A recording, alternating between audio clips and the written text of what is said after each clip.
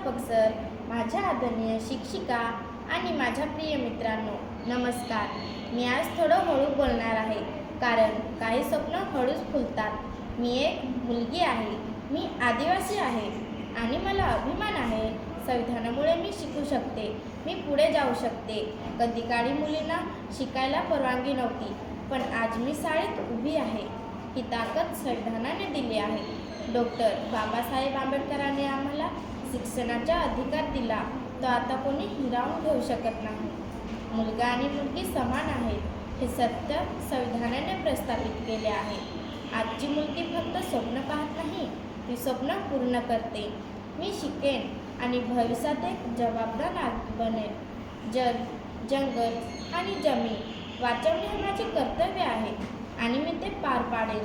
स्त्री सक्षमीकरण म्हणजे मोठे शब्द नाही, ते म्हणजे मुलींना शाळेत पाठवणं, त्यांच्या स्वप्नावर विश्वास ठेवणं. मी जास्त बोलत नाही, मी शांत आहे, पण माझ्या मनात एक ठाम विचार आहे.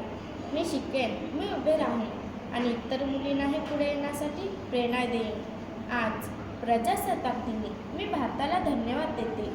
जय हिंद.